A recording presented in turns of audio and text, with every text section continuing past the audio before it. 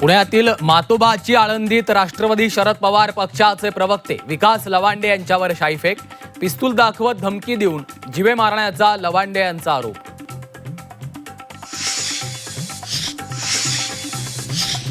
विकास लवांडेंचं Loni Kalbhor police स्टेशनमध्ये सत्याग्रह आंदोलन, हल्लेखोरांना तातडीनं अटक करण्याची मागणी.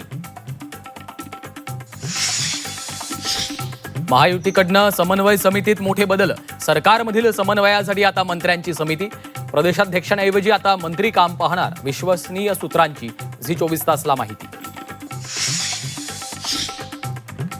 नाशिक धर्मांतरण प्रकरणात निदा खानसह एमआयएमचे नगरसेवक मतीन पटेल यांचा मोबाईल जप्त, पोलिसांकडून कॉल डिटेल्सची पडताळणी.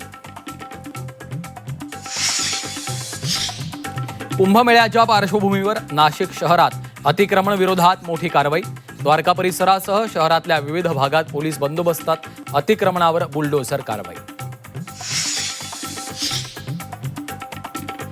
पुणे नाशिक धुळ्यात सीएनजी महागला, सीएनजी प्रति किलो 1.5 रुपयांनी महाग, मध्यरात्रीपासून नवे दर लागू, रिक्षाचं भाडं वाढण्याची शक्यता.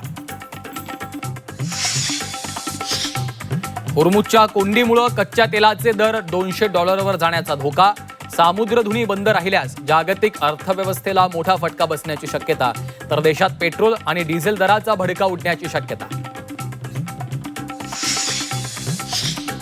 10वीच्या निकालात मराठीचा टक्का घसरला, 94,000 विद्यार्थी मातृभाषेतच नापास, मराठी विषयाच्या अध्यापन पद्धतीत आमूलाग्र बदलाची गरज असल्याचं तज्ज्ञांचं मत.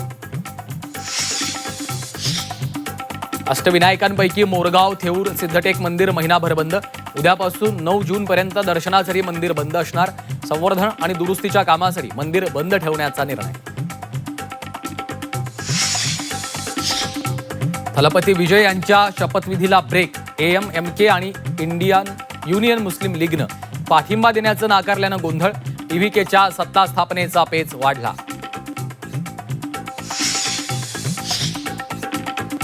आणि पश्चिम बंगालमध्ये सुवेंदू अधिकारी राज सुवेंदू यांनी घेतली मुख्यमंत्री पदाची शपथ, पंतप्रधान मोदी, अमित शहांसह महायुतीतल्या तिन्ही नेत्यांची शपथविधी सोहळ्याला उपस्थिती.